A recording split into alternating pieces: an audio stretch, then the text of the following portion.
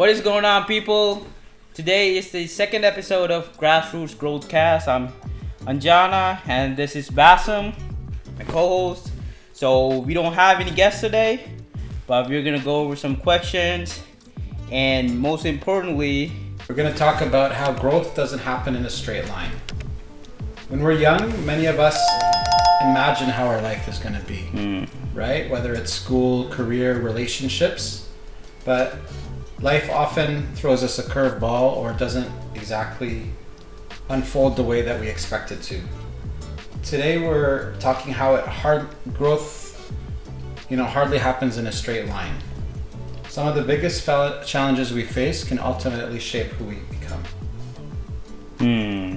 I mean, yeah, like even the way that we met is really, it's really something, right?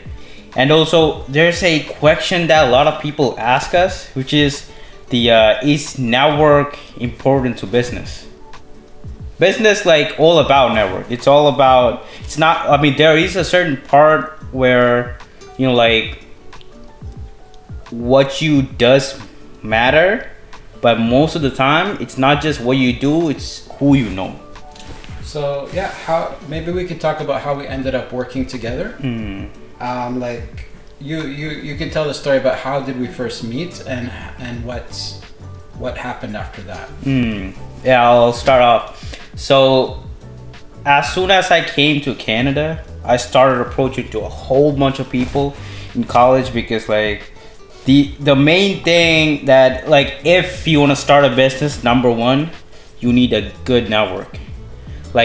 If I'm restarting whatever I started back in Sri Lanka, once again in a different country with a different market, I need a good network. So what I ended up doing was, in college, I approached a whole bunch of people, literally at least 150 to 200 people. Wow. And after that, a lot of people said no, of course, but there is one person who actually, introduced me to Bassam. I approached to him. His name is John Willman, one of the best entrepreneurs that I know. He's a good friend with Bassam too.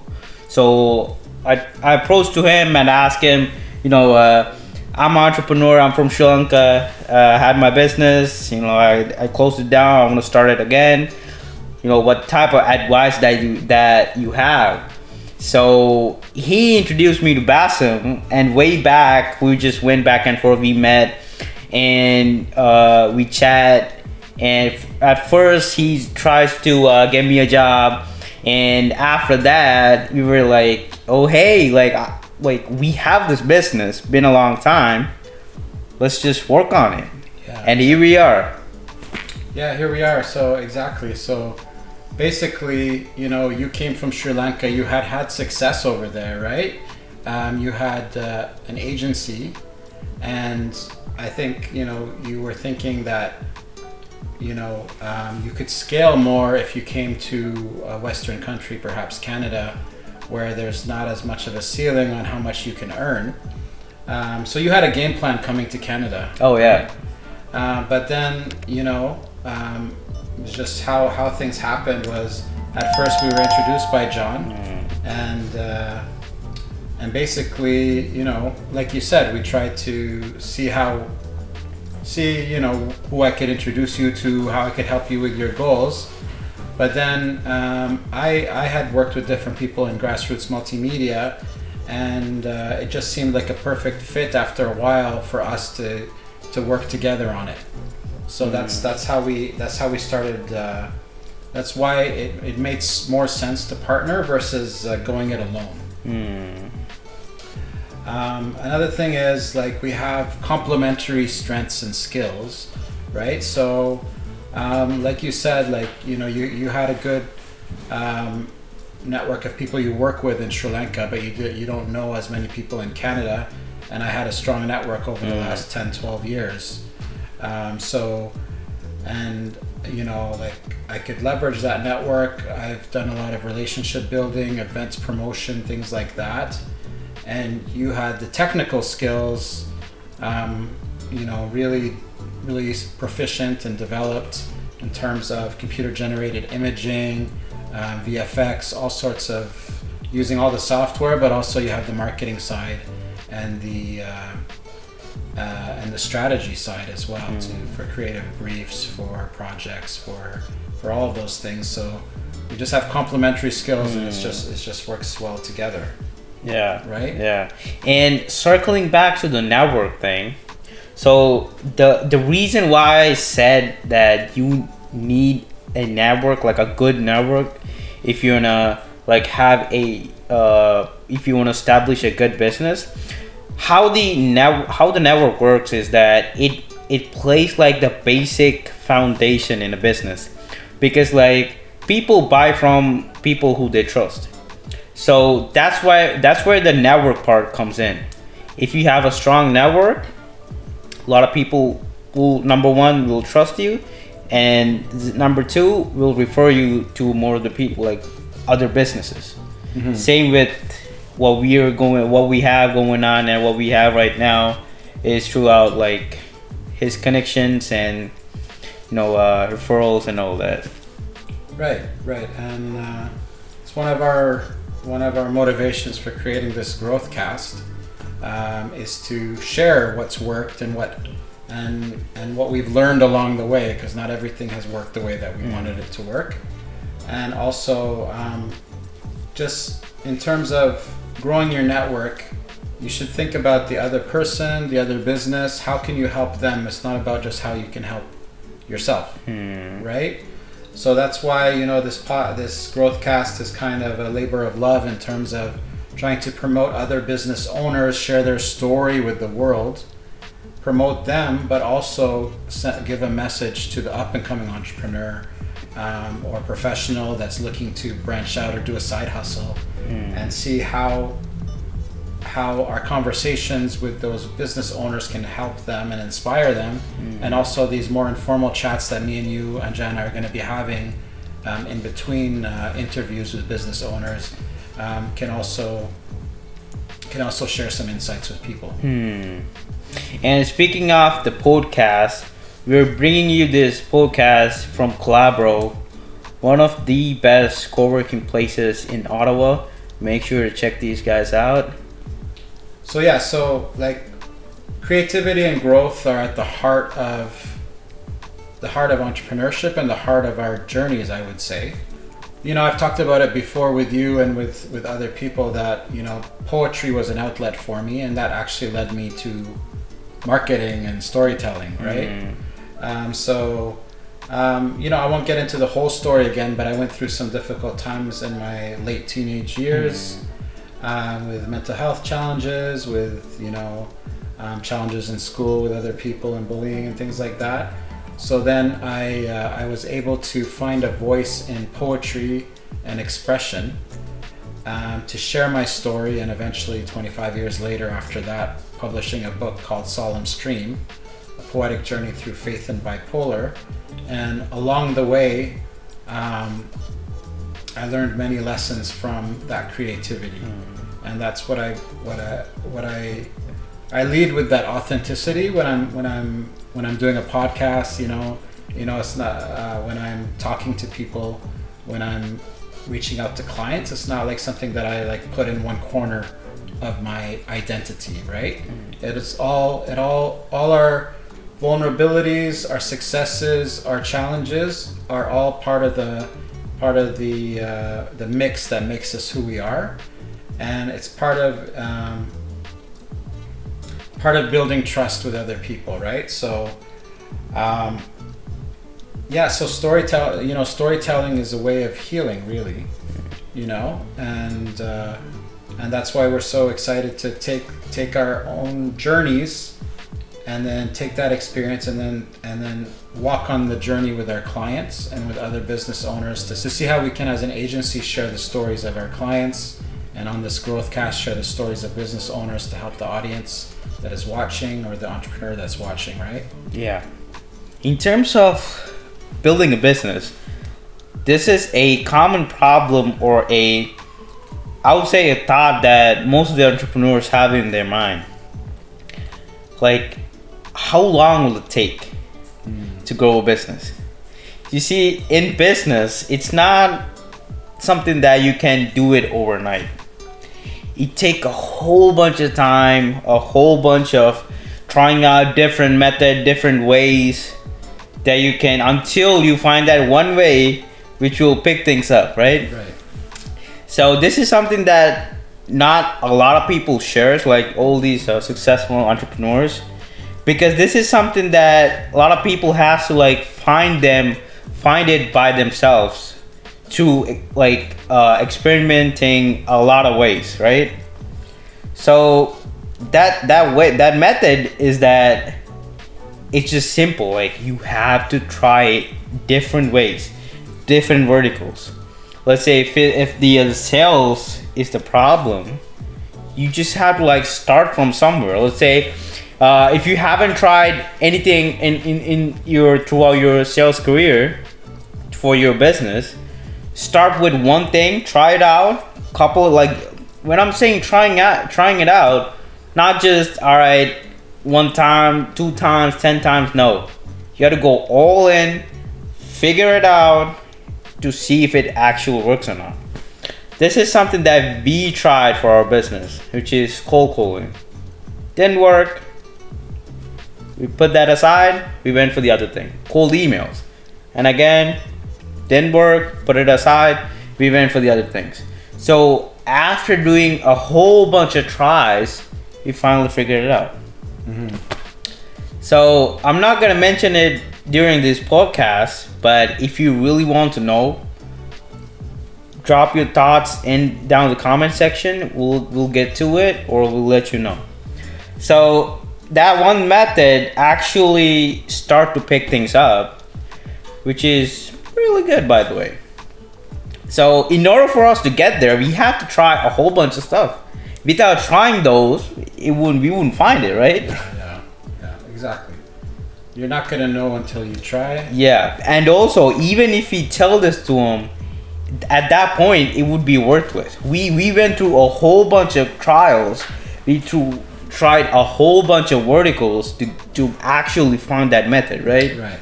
Yeah, and not everything is gonna work the same way for everybody, right? So for us, it's more like playing to our strengths. Yeah. Right? That we've talked about in this podcast, and we'll get into more detail on that. Right? So, it's all about turning your obstacles into opportunities. Yeah. And betting on your strengths and working around that. Exactly. And also the other thing is that if you want to start a business, I highly recommend don't do it by yourself. Find a partner. Mm-hmm. Because partnerships are really important, because like you're gonna compete against teams, so you need a solid partner by yourself. Because if you don't, like if they don't have a partner, like as soon as you get drained out, as soon as you get like tired, there's no one to push you. There has to be another person on the team, and like if someone goes down, it'll be like no, let's do it. We gotta do it. Like push each other. Right, and it's professional, it's entrepreneurial, but it's also personal, right? So we've been working together now for like 1.5 years, I believe, right? Something like that, and we've learned about each other and our workflows and what's important to us more and more. And I feel in the last few months, we're really getting more comfortable in how each other works, right? And how we can combine our strengths to achieve what we're trying to achieve. Yeah, so maybe we can talk, a bit more about the challenges that shaped us. Oh yeah. The challenges that shaped you. I know there's a lot, right? Oh yeah. So, I know that you have your immigration journey. Yeah. So, building a network from scratch, you already talked about, right? So, adapting to the new culture and entrepreneurial setbacks and lessons you can share. So maybe if you want to tell the audience a little bit about any of that stuff, right? Yeah, I would like to start off with most of the people that I met, they'd be like, oh, hey, aren't you scared to like throw yourself out there? Like, bro, I literally packed my entire life into 40 kilograms of suitcase and came to a different place that I don't know. I had to go put myself out there and reach to people, and just if I'm doing that, why would I be scared? Like, this is something that a lot of people, like, even including myself way back then, I had this problem where, like, I've been thinking, okay, like, what if other person, like, what will he think about me or this and that? First of all, you gotta pay for your own things. Like, if you're paying for your own things, don't care about other people. They're not gonna pay for your things. So at the end of the day, you gotta take care of yourself. So the first lesson which it taught me is that, number one, don't care about what other people think. If, like, the worst case scenario, even if you fail, worst case scenario, you'll just, like, fail among all those people. So put yourself out there, do what you can, just hustle, grind, because you only get a certain time period to do what you can. After that, like, when you look back at your past and see, like, if you haven't tried anything, right, you'll get, like, you will regret everything. Right. So for those who ask me, like, are you scared, this and that was my simple question, that answer. So yeah, I think that, regrets aren't usually about things you tried that didn't work out. Regret is about not trying that thing at all, right? Just like, the cliche of, like, the like, if you see a baby trying to walk, right, it keeps falling down, are you going to tell it to stop trying? No, it's going to do it until it actually does. But we forget this as we get older, right? We don't want to stumble, but the paths to mastery happen after 1,000 steps. One of the biggest questions that a lot of people has is AI. Will AI take over, marketing industry, this and that? Yes. It's not about AI. It's about whether you're making money or not. There's a certain scenario, I think I mentioned to you way back in the day, where there was a person approached me throughout LinkedIn and commented on one of my posts and said, like, AI, like, you shouldn't be using AI to, like, create this and that. I'm an art major. Right. Like, I know where she comes from, right? Art, yes. But this is not about, it is about art, but it's a different type of art. Making money is an art. So we're in the marketing business. It's not about which platforms or which medium that we use. It's about getting the message out there. Versus, okay, we use Photoshop, Illustrator, do this and that. In marketing, it's all about getting the message out there. If your product or if your business or whatever you're working on goes viral, that's the only thing that the customer or, like, the client matters. It's not about the medium. It's not about how you do it. It's about the strategy. It's about because, like, even if you use all the tools in the world and if you still can't get the message out, would it worth it? No, right? So that is something that you need to keep on your mind. What I would say is try to keep up with AI. It's not about what you use, it's about how you use it and what is it for. Yeah. We really created this Growthcast for people that might be there. They have this passion, they have this dream, but they're feeling stuck or discouraged, or like things aren't going according to plan. So I think we've been there. Oh yeah. Right? So what would you tell that person right now, Anjana, that's feeling that way? Like, what would you tell them? So I would say just do it. Because life is too short to be broke every single time. And the other thing is that if you have a good business plan, if you have a good idea, this is something that Stan Lee said over way back. If you have a good idea, don't let a fool talk you out of it. If you genuinely think that will work, just try it out. Because before I get into marketing or digital media, a lot of people told me that, like, there's too much competition, this and that. And after doing the same thing over a course of like 10 years or close to 10 years, I became the competition. So which is like, for me, like, I was like, for a lot of people, I was the competition.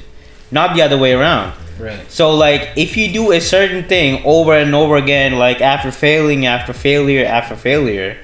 then you'll get suddenly good at it. So in terms of that question which Bassam just said, so just do it. If you feel stuck, take a piece of paper, write it down, get it out of your head. After that, so let's say if you're stuck in a scenario where should I initiate this business idea, yes or no. So you'll just like write down the business idea, write down 3 things that you have in order to start the business idea. It could be capital, it could be equipment, it could be network, it could be money, whatever. Write it down. After that, you'll figure it out whether you should start it or not. Like when it comes to most of the businesses, it's not like where most of the people is stuck is not that they don't have enough capital or equipment or whatever. They're just stuck with a scenario where they created on their own mind. What if it doesn't work? Yeah. What if it does? Yeah. So yeah, I think I'll try and answer that question from my perspective as well. And it's very personal for me, right? Like just the idea of me being here. I mean, we're recording this, right? We've done live stuff too, but we're recording this, and this is going to go out to the whole world, right? You know, it could go. Anybody could watch this, right? But I struggled with like anxiety when I was in my late teens. And I was diagnosed with a mental health condition called bipolar. And I went through, there were times where I was so anxious, I would travel by bus or go to an event. And then I would get so anxious that I would turn around and take the journey all the way back home without attending the event. Or like on a road trip with family, like I would be so anxious on the pit stop that I wouldn't want to go and order coffee from the teenager at Tim Hortons, Fast forward to being able to be a guest speaker at John's class, for instance, twice, at another one of our another person that and a mentor, Chris Castillo, at his entrepreneurship class. I had taken his class. All of these things, right? So it's like if I can go through those struggles and be sitting here today, yes, there's still a lot that we want to do, creatively, project-wise, revenue-wise, but we're doing a lot right now, like more than a lot of people would do by sitting here and putting ourselves out there. So I would say to anybody watching that has an idea, what's helped for me has been reaching out to people, working on myself, personal development for sure. You have to be able to start building something so that people can come and build with you. You want to lay that first brick, which could be education, which could be upgrading skills, things like that. But you also want to look where you are and how you can move forward where you are. So in terms of if you're at the college, let's say you were like me and you were going through some health struggles or you have a disability or something. When I first joined the college, I didn't know there was a center for people with disabilities, right? So you go and you talk to them and you get that support. You stay after class and you talk to the professor. That could be, if you're in the business program, they could, like Chris, for instance, was my professor, and he had clients like Pepsi. He worked with like Messier. He worked with different people, right? So you could stay after class and ask questions that normally for clients they would charge hundreds of dollars for, right? So you have to be resourceful. You have to work on yourself, ask questions, and just keep going. And if the first take doesn't work, then we'll cut and we'll edit and we'll do the second take, right? So I think that that might be a good place to kind of wrap up our Growthcast for today. What else would you like to end with? So I would like to end this by saying this: whoever's watching, first of all, subscribe. And second of all, if you have an idea, all right, if you have an idea, just like go for it. Because whoever's watching this would be a sign for your life to start on that business idea that you had. Go after it. Just figure it out. Like, see if it works or not. Just go after it, figure it out. Just do it. If it works, it works. If it not, still you'll fall behind. You know, it's not gonna fall behind. Like, even if you fall among most of the people. So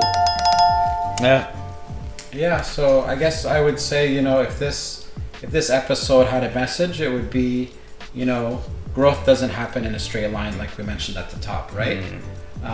You know, the setbacks, the detours, the stumbles are all part of the process, part of the journey.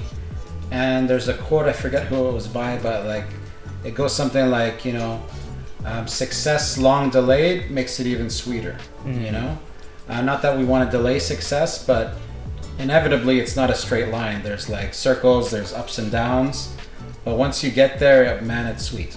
Right? So yeah, so as for me, Bassem, and I'm with Anjana, we'd like to thank you for tuning in to episode 2 and many more to come.